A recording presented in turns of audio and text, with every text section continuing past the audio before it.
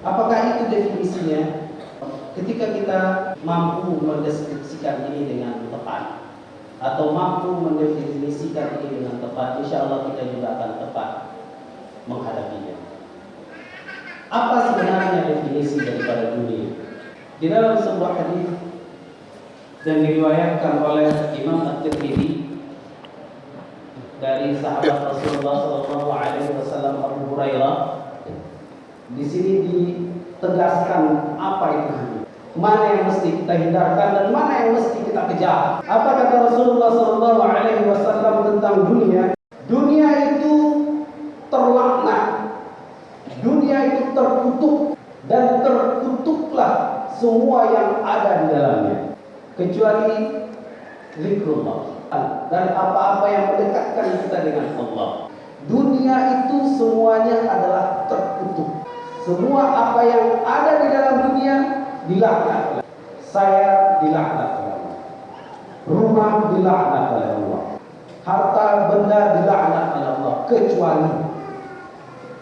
kecuali semuanya adalah yang mendekatkan kita dengan Allah Subhanahu wa taala. Segala hal yang akan mendekatkan kita dengan Allah bukanlah dunia yang mesti kita tinggalkan. Menjadi seorang yang kaya raya itu bukan aib. Menjadi seorang yang memiliki harta kekayaan yang melimpah itu bukan suatu aib. Menjadi seorang pemimpin yang memiliki kekuasaan pun juga bukan aib. Jikalau semua itu adalah dunia yang mesti dihindari, bagaimanakah nasib dengan Nabi Sulaiman alaihissalam? Tidak ada pemimpin di segala zaman yang mampu menandingi kekuasaan Nabi Allah Sulaiman, dan tidak ada pula yang mampu menandingi kekayaannya, kepemimpinannya dari timur ke barat, hartanya melimpah ruah. Tapi semuanya itu mendekatkan dia kepada Allah Subhanahu wa taala. Ada lagi seorang sosok bernama Fir'aun, punya kekuasaan juga yang tidak tertandingi. Tapi apakah dia mendekatkan kekuasaan itu mendekatkan dia dengan Allah? Tidak. Dan dia adalah orang yang terlalu. Ada juga orang yang punya harta kekayaan melimpah seperti Qarun.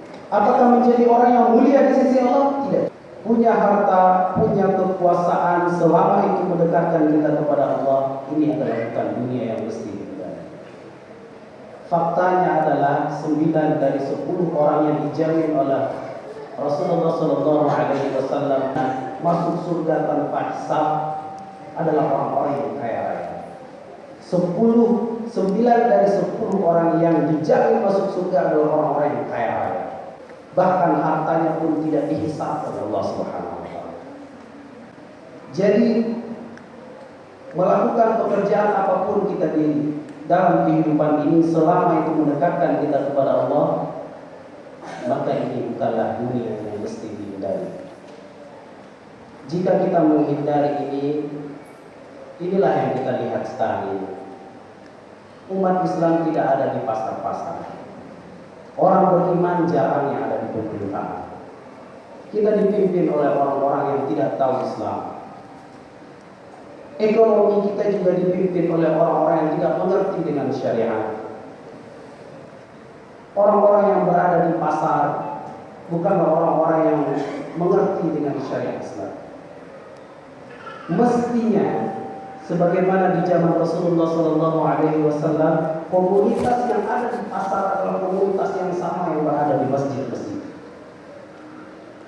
Orang yang berada di masjid adalah orang-orang yang berada di komunitas pasar. Orang di masjid adalah orang-orang yang menguasai pemerintahan.